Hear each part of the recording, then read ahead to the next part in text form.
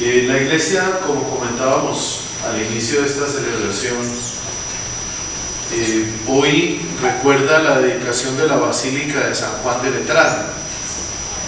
La Basílica de Letrán a veces pasa un poco inadvertida en la vida litúrgica de la iglesia, al menos fuera de Roma.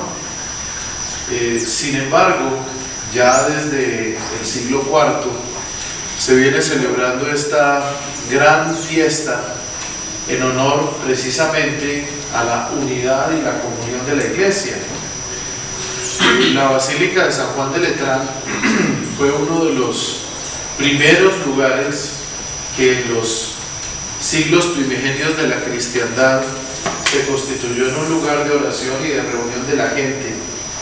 Pero finalmente la Basílica de Letrán en el fondo es como el signo visible de la apertura del mensaje de Cristo a la Iglesia universal. Cuando los cristianos llegan a Roma, como que se encuentran con el imperio, se abren al mundo y permean el imperio.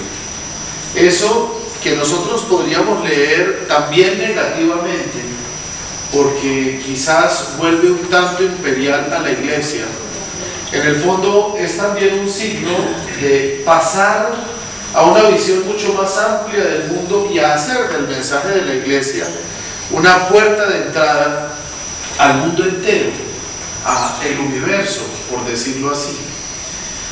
La Basílica de Letrán fue fundada por el Papa Milquiades, y sabemos que entre los años 311 al 314 se empezó a constituir como el lugar central de la Iglesia Católica en el mundo. Esta iglesia aparece por una donación. Justamente el Palacio Lateranense fue donado por Constantino, que al mismo tiempo se lo había expropiado a una gran familia que vivía allí. Era una antigua residencia imperial, pero fue después consagrado como templo y se constituyó en basílica. La Basílica de Letrán que existe hoy, pues obviamente no es la misma del siglo IV. La Basílica de Letrán ha sido derrumbada y construida varias veces. Sin embargo, desde el año 324 podríamos decir que es como el centro de la cristiandad.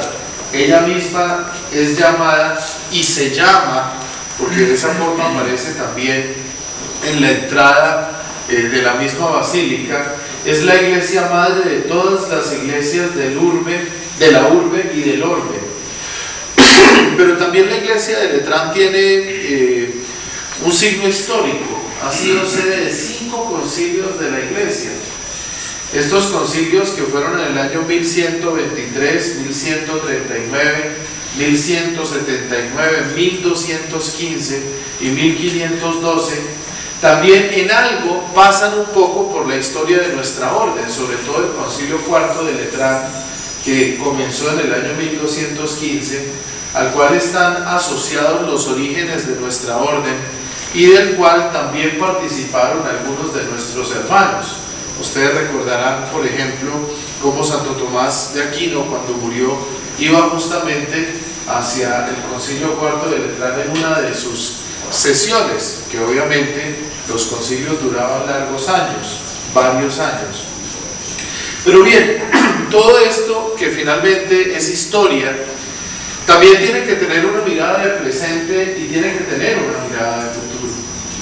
Si nosotros miramos un poco todo lo que hay en torno a la Basílica de San Juan de Letrán, tenemos que encontrarnos con algo más profundo, tenemos que encontrarnos con algo más espiritual, porque si bien la iglesia de suyo es simbólica, también corre el riesgo de que sus símbolos pierdan su esencia y nos quedemos simplemente con los símbolos, y nos quedemos simplemente con los muros, y nos quedemos simplemente con los templos, sin que tengamos presente para nuestra vida, para nuestra salvación, todo lo que ellos significan.